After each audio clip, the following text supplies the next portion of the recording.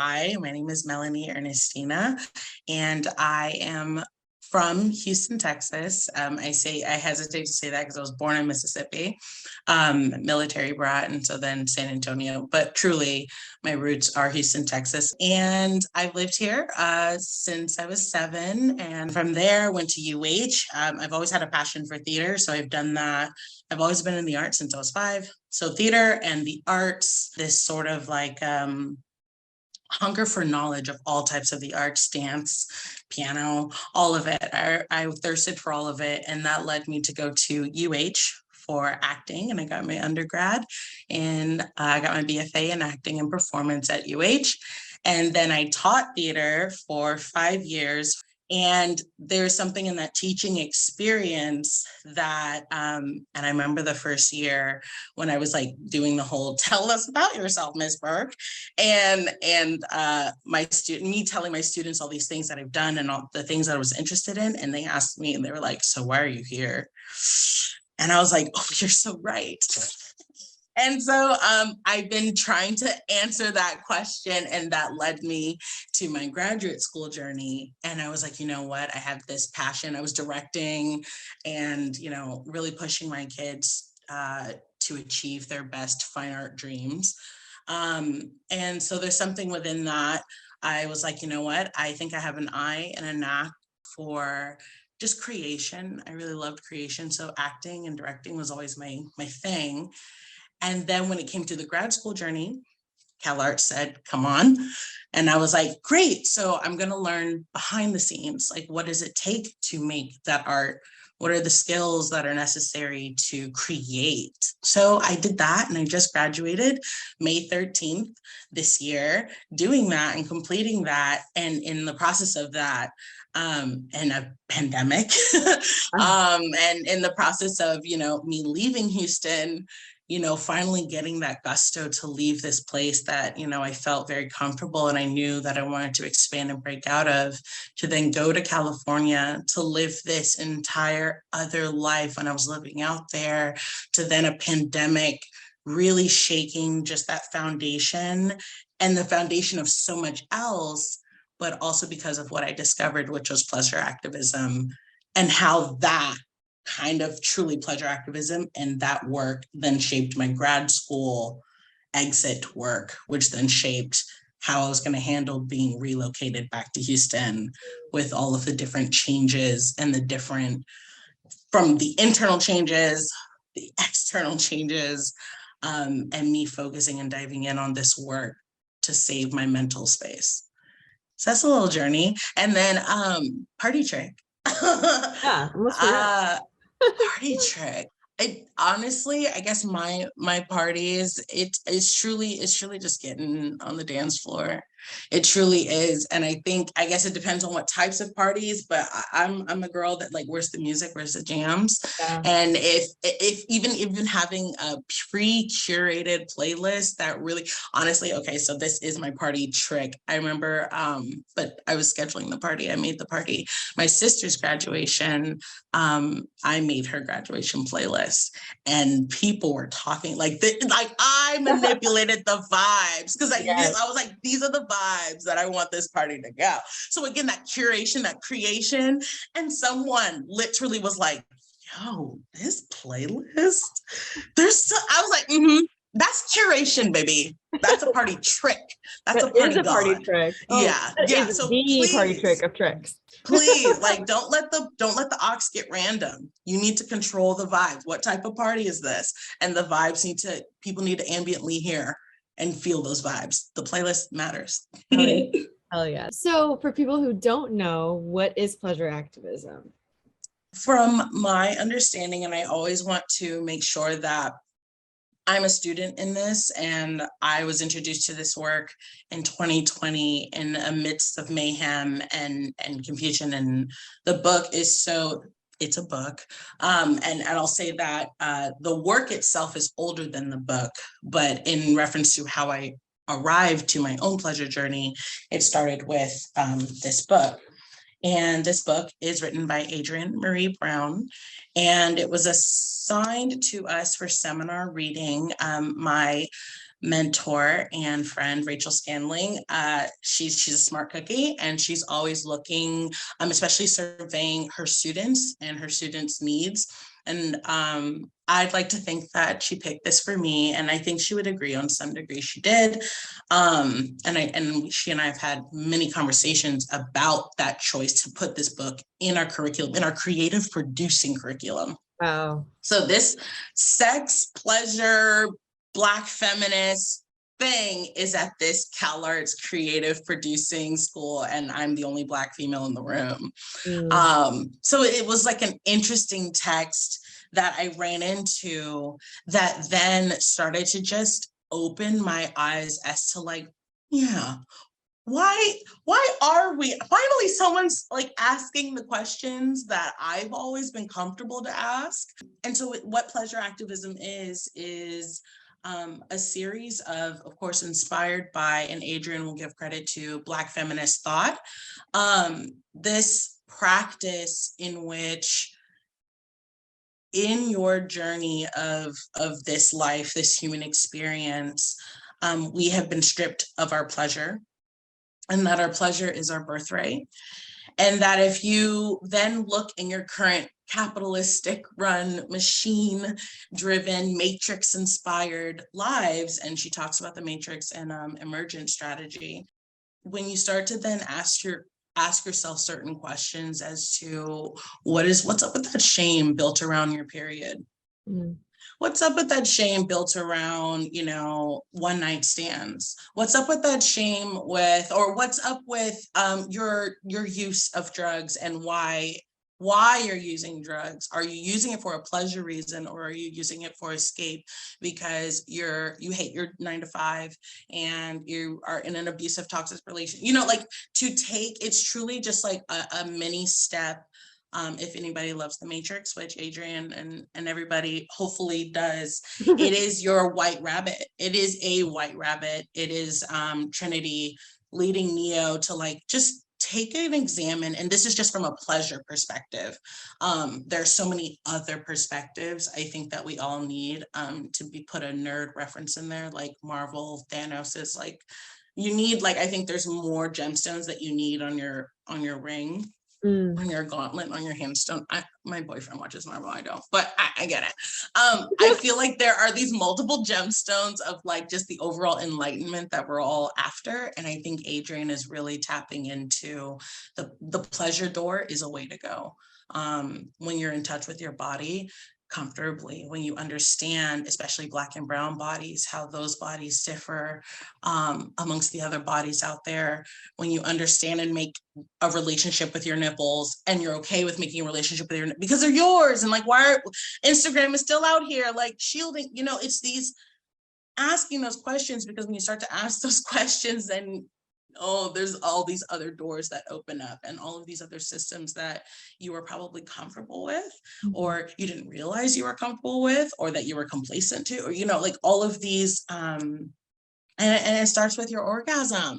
It starts with touch yourself a little bit. Your personal pleasure is a service to others, because when you're in your pleasure world, you are positively impacting other people. You want everyone else to feel that euphoria. Something I think about that I've always been curious about is the smoker community.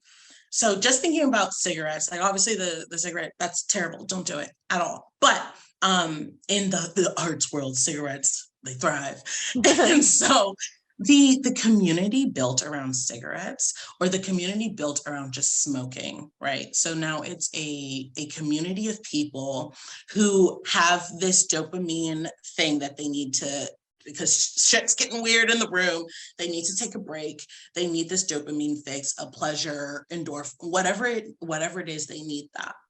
So they all get together and they're bumming these things that cost $6 a pack, $7 a pack, but you're so willing to share that with someone else because what it's like to be on your last. You got a light, you got a and everybody is, no matter, you can walk up, hey, and it's like a strange community. I was like, you could be anybody And if you share that common practice, like this community of people who are trying to take care of each other, stay warm, huddle up, get your smoke, what a strange sense of community. Because they're all after, again, if you then ask, why are y'all out there smoking this cigarette that you know is going to kill you, but it makes you feel good? It's because you hate your 9 to 5 that's in there. And you know that you're a cog to a capitalist machine that you don't feel good for. Not Costa Rica, but you know, but that's the, she's, you're in a circle, smoking weed, smoking whatever, doing whatever, all the drugs, yada, yada. Yeah. But why are we here? Are we here just for the thrill and the pleasure and the enjoyment of it? And how often then still when you're happy, you want to give that? It's so contagious. Yeah. The same way that misery is contagious, those two, the polarities are the same.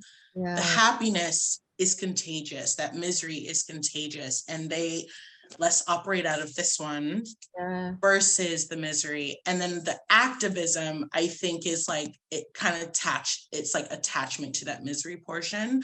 That activism of like, when you start to ask those questions, it's going to be a bloodbath. It's going to be a bloodbath mentally, spiritually, emotionally, with your peer groups, your friend groups. Like, things may change for you drastically.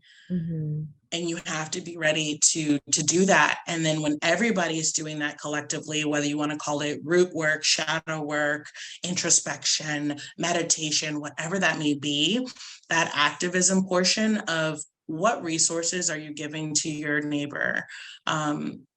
If we're right here talking about what's the hot topic right now, Roe v. Wade, where do you fit in this? Especially because you're trying to, and this is not everybody's experience, but speaking just blatantly straight to some people's experience, you're trying to just do this and have a good time. You're trying to do this and explore and connect and be, and however you want to do this within your body and within yourself or within your safe community of people. No one should be dictating what happens if for some reason, unfortunately, oh gosh, you get pregnant. You're all after this, and we're connecting with all different types of bodies, and all different types of bodies can do all different types of things, but nobody should be dictating what you're doing to try to achieve this. And I mean this truly in like its wholest, most purest way. So then you're going to have to do this. Right. You're going to have to do this. But when you're doing this work is very hard, and it's very taxing, and it kills your soul and spirit, because then you start to realize that there are a lot more, going back to the Matrix, Agent Mr. Smiths out there. There's a lot, like Neo wakes up and he sees the rows of people still asleep. Right. Great. So now you know you have to do this. This is miserable. Right. And you as a human, you can't just stay in this though. You have to remember that you're fighting for this, and also simultaneously checking in with this.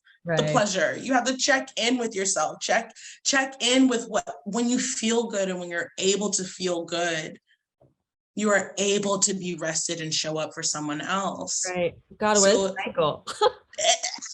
And so, you know, it's related. It's all in there. You're changeable. I mean, because it's so interesting to think of it that way. And I guess that's kind of the point, is that pleasure is activism, and you kind of can't have one without the other, especially with everything, all the intricacies of our fucking patriarchal society, racist society, like just everything. It's just enjoying your life and being fulfilled, and sharing that in community is activism. It's like, you really can't separate it, and people want to tear you down, you know, no matter, like, even if it's not someone directly next to you, like someone somewhere, like internet trolls. Yes. They're there for that. They're literally there to destroy your pleasure. Like, that's what they're there for.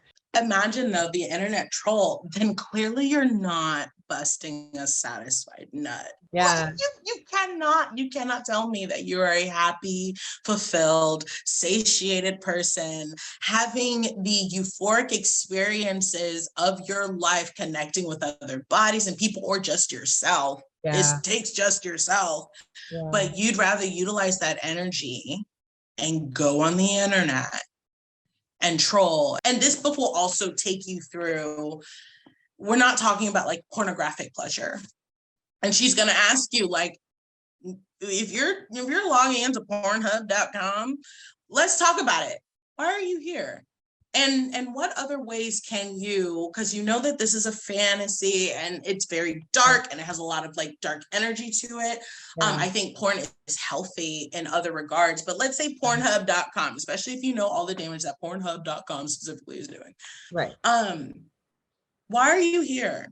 And then what is it that you're after? Especially if like, are you, and I also wonder, she even brings up truly sitting down with what is your fantasy? Mm-hmm.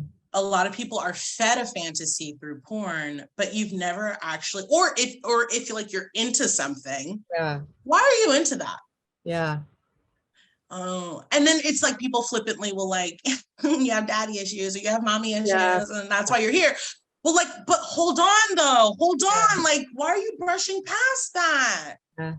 You have Right. daddy issues, you have mommy issues, and it's manifesting itself. And sometimes, not kink shaming, but sometimes it's manifesting itself in certain ways that are pretty in the dark web of the internet. Mm-hmm. Can we chat really quick? Mm-hmm. Check in with yourself, because then that just is signaling sex and how you view it and your relationship to it and how you're using it to cope with whatever things, like it's all connected.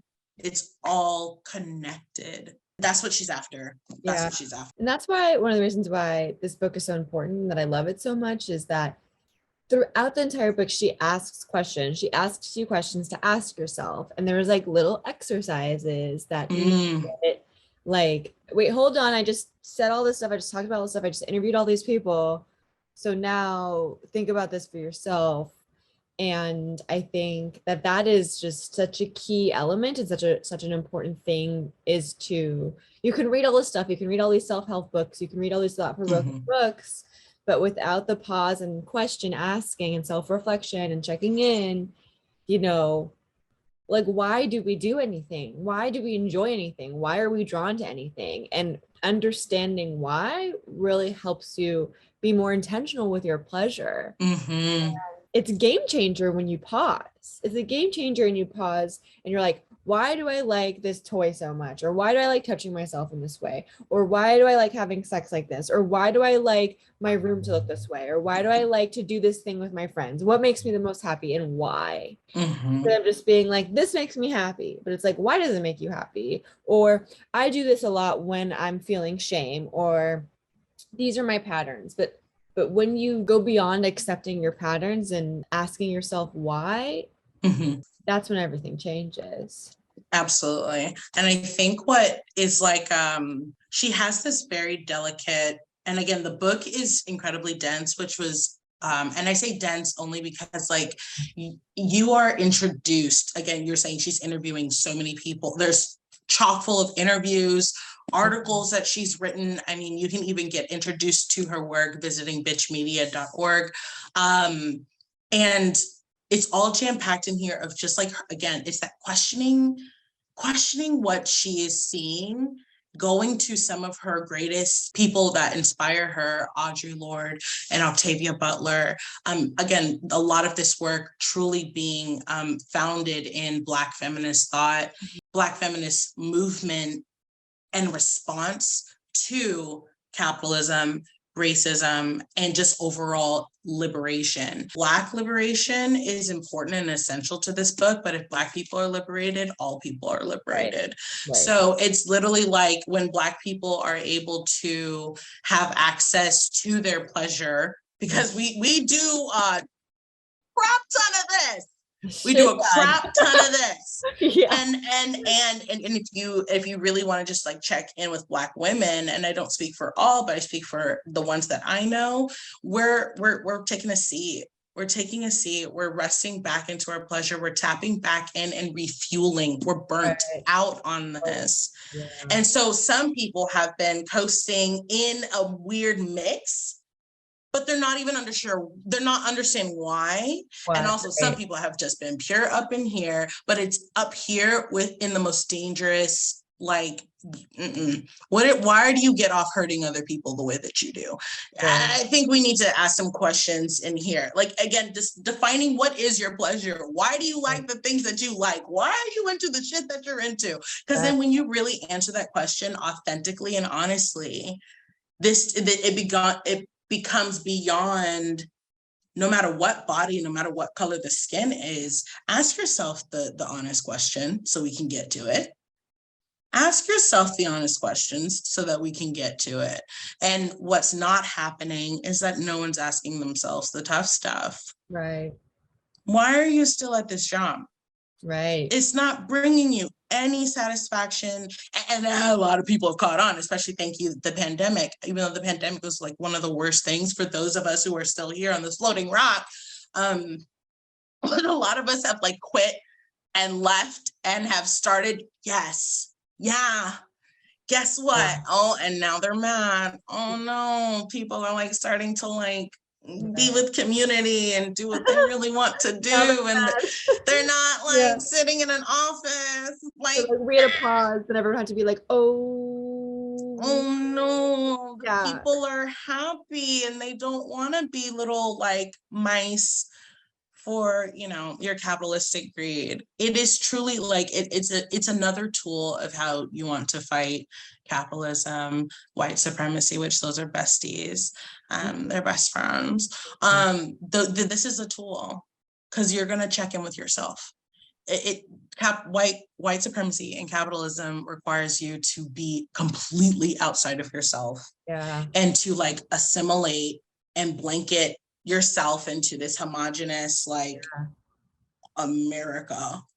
Scary that people literally live their blind lives, like not even understanding when their white supremacy is dominating their life and capitalism is like people wake up in the morning, it's like boom, my life is living this way. Yeah. It's like they don't even know. But and the worst part is there's an inkling, there's that inkling, there's that moment. You could probably trace the trauma, how they got there. Your mom didn't love you. Your dad was an alcoholic. You can trace so much of our traumas. So true. Of our parents weren't in their pleasure, so they were miserable as fuck. Like it's genetic. It's crazy. So if you have bitter, poor people that are running themselves to ragged for this 9 to 5, for this whatever, and you're a latchkey kid because your mom's working, your household is fucking chaos. Your parents are constantly arguing over bills. Over bills. You know what I mean? But guess what? If mom and dad were happily fucking, and if mom was in her pleasure and dad was in his pleasure, and if mom was in her pleasure and dad was in his pleasure, and they and theys and them, if everybody was just outside touching some grass, if you want to work and do something, go for that. People love to build stuff. People love to create. That love and that thirst to create with all of this technology that we have here. But imagine if you were doing it for the satisfaction of yourself and others in your community. You weren't doing it to try to maximize your clicks and make sure your SEO is this, and how do we capitalize on, and now Instagram is and all our social media is, what is this? I think social media is great for us to connect and chat with people all over the world. To seek our pleasure and to use the internet to seek our pleasure, not our pain. Y'all out here using this thing recklessly and you're hurting. What? No, it's so unfortunate. So again, I guess it ties into everything. I could find another metaphor to tie your pleasure into, and it'll all come back into what you were talking about. It's weird because it is like a self-help book, because I think, because I used to work in Barnes and Noble, so I know I would stack it over there. But it's not really it's more active than that. It's a lot more active than that. And so what I did for my thesis is just really, I consider it a cheat sheet. Like I said, I think there's also, speaking of hierarchy in terms of academia and general masses, I think there's an elitism to academia. And so sometimes all of these words and thoughts and concepts, it's hard to explain to your mom and pa from back home. Like, how do I explain pleasure to my mom? And my mom is, oh, you went to your highfalutin? Yeah, I did go to my highfalutin school, right? But like, when you're now trying to take this information, it shouldn't be gatekept behind $500,000 a year. Right. But I went to the school and Rachel Scanling said, so she gave me the book. And so I said, let me go ahead and massage this work out so that somebody, anybody, even my mom, think of your most difficult boomer, just create it. If you don't know a difficult boomer, how do you say, hey girl, yeah, we have to. Hey girl, I can see you're miserable and pressed. That's because you were stripped from a lot of shit. So now in your final hour, in your golden few hours, let's check in. How do I communicate this work to where it's not like overwhelming? It's not. And so I kind of like, especially all of the people that you meet, all of the people that Adrienne is interviewing. I want to see their faces. A lot of beautiful, beautiful Black and brown faces. So my website is just a cheat sheet. I call it my cheat sheet. It is literally just me. Cara Page is one of the first people that she interviews. I see her face. If you click on her face, you're going to go to her website. You're going to find her Instagram. So you get to like further dive more. And then when you come back to the book, read the interview, get more context, because then like they're talking about these certain organizations or these certain, if you're now, look, for the people who are now showing up to the party and now they're realizing that things are wrong in America, then if you're then going to be in this book, or if you're going to be in Adrienne, I would say even Adrienne's world, my website, what it does is just gives you all that accessibility. I did all of the work. I'm that nerdy girl, and that's me. And it was all me. I'm that girl that was like, look, if you're looking for more, it's here. This is the organization that they're talking about. It's here. What's your excuse now, sweetheart? I did it. For a grad project, but it's so important, and I wanted it to live beyond. And it's on your phone. It's on your phone. Like you can go to Pleasure. Oh my God, it's pleasureactsyllabus.art because I'm obnoxious. Yes, .art. Google was like, you want something different? And I was like, yeah. I'm an art student. I'm an artist. So it's pleasureactsyllabus.art. And when you go there, again, from your phone, from your laptop, from your iPad, snuggle up to Pappy and be like, hey, I don't think you're busting the right nut. Let's talk about it. Let's heal. Let's introspect. There's so many questions to be had. And again, a lot of our trauma and generational trauma is tied up in our generational trauma of activism, is tied into the trauma of this country. Like they're all so intersectional. It's not funny. Like they're all fucking, they're all literally fucking each other. And we need to ask ourselves why are we here right now? And when you wake up, and I know it may be hard to touch yourself in a world that looks like this. Yeah. Or it's hard to, connect with your body when like they're actively poisoning it at every step that they take. Mm-hmm. But when you start to then, even in your food and in all these other aspects of living, who you're sharing community with, who you're friends with, who, you don't choose your family in terms of like that blood relation, but you can choose your family. Yeah. If you're feeling trapped in a place that's lit, you know, it's like a succubus. It's like sucking your pleasure.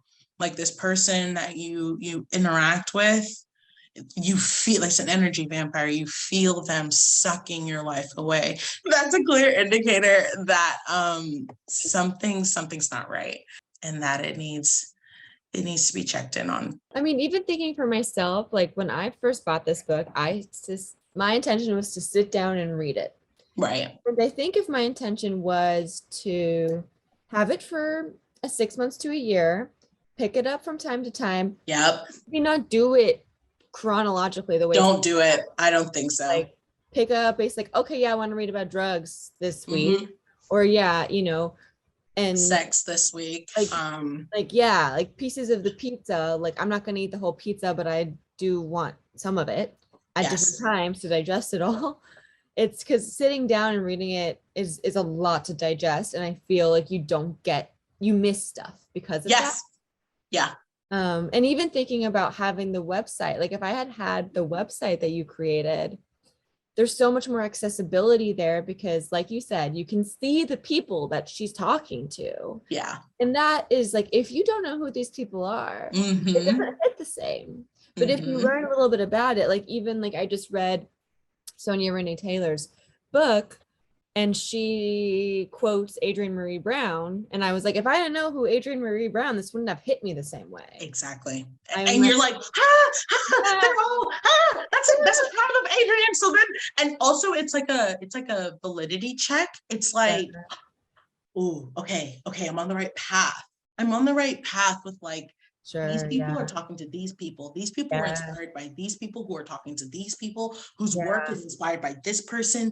That's your network. yeah, That's your tribe. And so like, that's what I want. That's exactly what I wanted the website to do, is to, you can click their face and go on. If I find any additional work that they're doing, there's a place where I can drop it and up. Like I'm hoping to eventually build a network with every single one of these people and say like, you were mentioned in her book, and if you're working on anything, like updated and new, if there's a workshop, a seminar, or something, you know, like oh my this God, is a place where I can drop it, and people, you know, if you just happen to, you know, be walking around and you're, oh, I'm gonna pick up this book and read about I'm gonna read about Roxane Gay. yeah, I can go to this website, click on Roxane Gay. I have embedded Roxane Gay's personal website. I've embedded her Instagram. I've embedded, you know, everything that you need to know about Roxane Gay. right, And also then read Adrienne and how Adrienne then referenced Roxane Gay, because then it's also specifically hunger. So I have then probably, more than likely, I'm sure if I go in there and I look, I probably linked hunger to where you can probably go buy it immediately. right, I've linked a lot of the books as well to shout out to Houston. I've linked a lot of them to a bookstore, Black owned bookstore, Kindred Stories. So a lot of the links do link to that bookstore, but if I couldn't link it or they didn't have it, I would try to find another Black owned bookstore from somewhere. And if I couldn't find it anywhere, then I hit Amazon and I was like, look, it'll get there in 2 days. And now you can be enlightened and try to steer clear from Amazon. But I do like immediately, if you're like, yo, Roxane Gay's Hunger, I need to read this. Like, Adrienne's referencing like something wild. Like, yo, go to Pleasure Acts syllabus.art, click on Hunger's gonna be there. You buy it instantly. It's at your finger. I literally was like, what's your excuse now? Tell me your excuse now. I get it. I get it. Not everybody, because I know that everybody's still like plugged in. And I know that there are people who are plugged in who want to plug out. right. But you need some. I did it. I Hermione Grangered, and I did all of that very tedious type A work, and I did that. This is my cheat sheet. You don't have to go through this and question it and be like, girl, who is that? I don't know who that is. It's right here. And also her website is here, her bio is here, her this is here, her this is here. Now what's your excuse? Like the same way that you're on Instagram, which it's dry. Go to Pleasure Syllabus, pleasureactsyllabus.art. find, and I also even tried to arrange it so that it looked like an Instagram. I thought of this, guys. Come on. So anyway, You're an artist. Type A artist, the best kind, in my opinion. The best kind. Just like, I want this work and that communication, you're right. I want this work to be communicated as easily and as accessibly as possible. Now, some of this stuff, yeah, it's going to take your own true investigation and your own journey. Like even Adrienne's journey to it may not be the above all end all. There might be completely different, and there are, because of who she is and how she shows up in the world. Octavia Butler showed up in the world a completely different way. Audre Lorde showed up in the world a completely different way. I show up in the world you show up in the world a completely. Rachel shows up in the world a completely different way. So all of us are interacting with this book. That's like the cigarettes, like, you know, bringing it back. Like we're all like that. We're after something more because this isn't working. But she's actually saying, like, thank God the cigarettes are herbal and healthy and good for you because you're conscious of that. And now you all are collectively sharing a light. You're bumming a cig. Hey, you're all coming together and you're smoking these healthy herbal things that, you know, makes you feel good. Just to put a spin on the negative smoking campaign. I just, you know, don't smoke cigarettes, guys. I think once you find your tribe, if you find Adrienne, right? Oh, Adrienne. You know about Adrienne? Yeah, I know about Adrienne. Right. You know about Adrienne? Yeah. That's your tribe. So then you and I can connect and have these conversations, and you can be like, holy shit, I didn't think of it that way. And I can be like, I didn't think of it that way. That's what this is for. That's what this is for. I love that you were saying how we all are showing up differently, but are interested in the same things. I love that concept of being all different and having different experiences, but having a unifying factor, which is like such a hopeful thing for progress. Yeah, absolutely. And connection and relationships. Like relationships are everything. And this is a great like relationship builder with yourself, number one. And I think she's really tapping into that. A lot of us are not within ourselves. Like you don't even like look at yourself in the mirror. I oh gosh, I can't remember what I was watching. It's trash TV, I promise it was. And she was like, you never look at your, it was Little Fires Everywhere. It's not trash TV. It's Little Fires Everywhere with Reese Witherspoon and Kerry Washington on Hulu.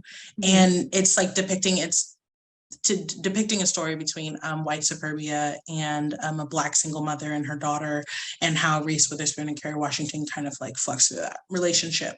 And this idea of white women in this, like, they were talking about the vagina monologues. And it was a very typical book club of them talking about the vagina monologues and them all like being, you know, vagina, like they're being so like coy and then Reese Witherspoon being like, I never looked at it. Oh my God, no, I've never looked at my vagina. What? And then Kerry Washington's character, who's an artist, Black feminist, all of the rada-radas, like, I have an entire art piece dedicated to my pussy because I'm not afraid of my pussy, girl. And I'm connected with myself. And if you then watch Reese Witherspoon and how she proceeds to be a mother and how she proceeds to be a woman in space, especially a white woman in space, and her not get it, it's because you're not even looking at your pussy, girl. How can I expect you to get it if you can't even look at your what? You've been shamed out of your own vagina, and you guys can't even say it without like healing over it. Oh, you're so bad. What are you talking about? What are you talking about? We're talking about our pussies. Yeah. So now everyone who's listening to this needs to go look at their vagina. Go look at it. Their vulva. Be vulva, touch it, feel it, have a relationship.